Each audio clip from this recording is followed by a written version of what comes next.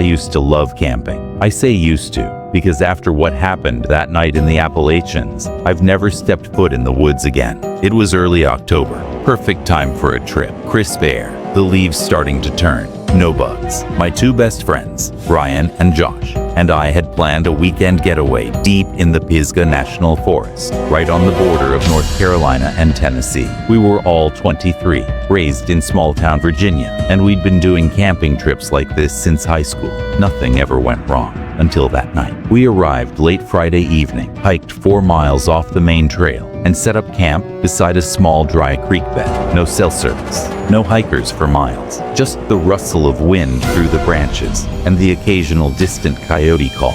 It felt like the perfect escape. We cracked open some Bud Lights, grilled burgers over our Coleman stove, and spent hours around the fire, roasting marshmallows and laughing about dumb high school memories, like the time Josh spray painted the principal's car before homecoming. Just 3 guys under the stars. It was around midnight when we finally called it. Ryan took the tent on the left, Josh set up on the right, and I was in the middle. I zipped myself into my sleeping bag, flashlight nearby, and drifted off to sleep. Then something woke me. I checked my watch. 2:36 a.m. I didn't know why I was awake. There wasn't a single sound outside. No breeze, no insects, no animals. Just this thick silence pressing against my ears. I sat up, listening. Then a twig snapped. It came from maybe 40 feet away. I froze, heart picking up. Probably just a deer, I told myself. Then another snap, closer this time, and then leaves crunching, slowly, heavily, step by step. Whatever it was walking toward our camp. I reached for my flashlight and clicked it on. I unzipped my tent just an inch and peered out. Pitch black. I scanned the tree line, but my light didn't reach far. Then, breathing, right behind my tent. Human, raspy, labored. Not mine, not Ryan's, not Josh's. Someone was standing inches away, separated from me by nothing but a thin sheet of nylon. I whispered, "Ryan, Josh." No answer. Then, from the other side of my tent wall, I heard a voice, low, gravelly. "I see you." My blood turned to ice. I scrambled backward, knocking my flashlight over, plunging myself into darkness. I fumbled for my pocket knife, clutching it with shaking hands like it could actually help. Then, the zipper on my tent began to move, slowly, silently, like they didn't want to wake anyone else. I kicked at the tent wall and shouted, "Get the hell away from me." The breathing stopped. Then, footsteps sprinting into the woods. I burst out of my tent, yelling for the others. Ryan's light clicked on, his face pale and half asleep. "What the hell, man? Someone was trying to get in my tent," I gasped. Josh emerged next, clutching a hatchet. We swept the area with our lights. Nothing.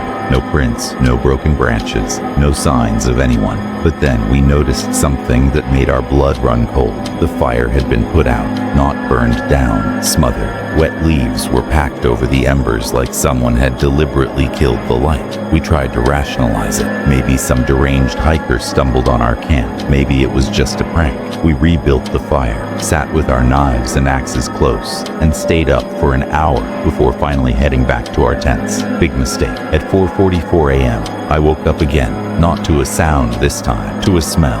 Rock decay, like roadkill left in the sun, mixed with wet dirt and mold. It was seeping into my tent. I slowly unzipped it and stopped cold. Someone, or something, was sitting by the fire pit, perfectly still, back to me, legs crossed, head tilted slightly, like they were listening. At first I thought maybe it was Josh or Ryan. Maybe one of them couldn't sleep. Then I saw their arms, too long. Their back was bent at a crooked angle, like it was broken. And then their head turned toward me, but their body didn't move, just the neck, slowly, clicking like a rusty hinge. I fell backward and zipped my tent shut in a panic. "Ryan, Josh!" I screamed from Ryan's tent. "Dude, I see it too. What the hell is that?" Josh shouted. "It's standing up." We all exploded out of our tents at once, flashlights sweeping across the camp. Gone. The thing, whatever it was, had vanished without a trace. No sound.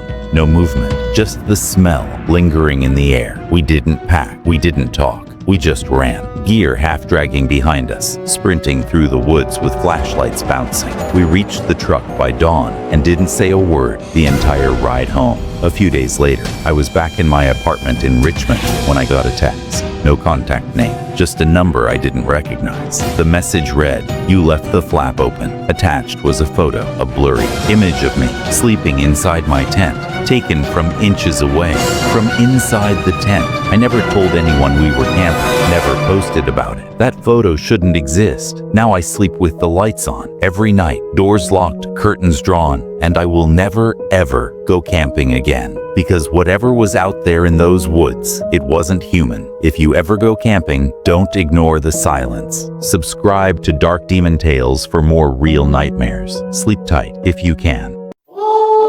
This is the story of Jake Miller, an American teenager who opened the wrong chat window and vanished without a trace. Jake Miller was your average 17-year-old from a quiet suburb in Columbus, Ohio. He loved late-night gaming, chugged Mountain Dew like water, and kept his AirPods in, even when no music was playing. His two best friends, Liam and Elena, were practically family, but Jake had a bad habit. He clicked on shady links, dark forums, sketchy subreddits, places normal kids didn't explore. And one night, that curiosity opened the door to something that never should have found him. The glow of his gaming monitor lit the room. Half-eaten Takis, empty soda cans, a hoodie tossed over his chair. His parents were out celebrating their anniversary. His little brother had a sleepover. Jake had the house and the Wi-Fi all to himself. He logged off from Discord, shut his game, and opened his laptop. Ping, a message appeared on a window he'd never seen before. A black background, neon green text, username, Whisper_321 nice hoodie, black suits you. Jake frowned.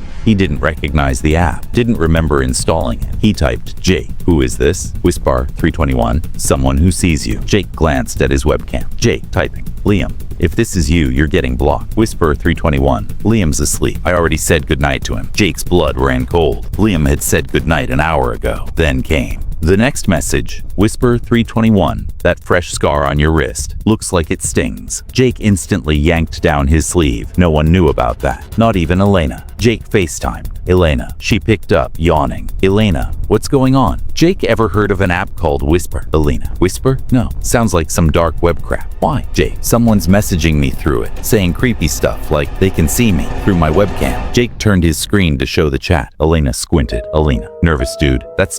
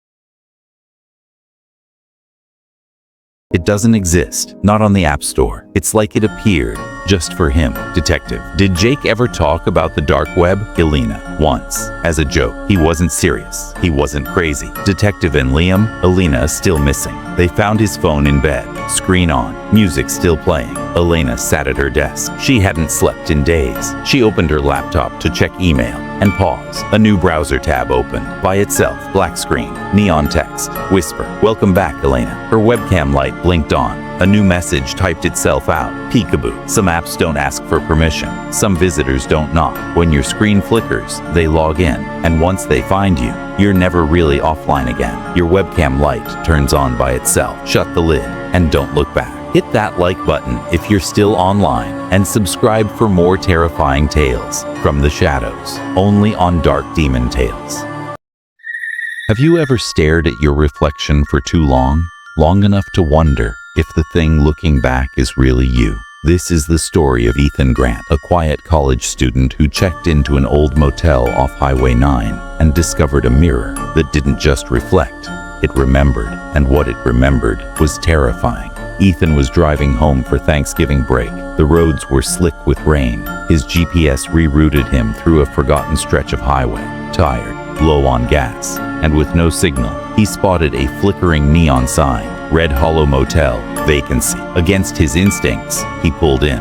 The lobby was dimly lit, smelled like mold and lemon-scented cleaner. An old woman at the front desk didn't ask for ID, just handed him a rusted key and whispered, "Room 313, end of the hall." She didn't smile. The room was old, but clean.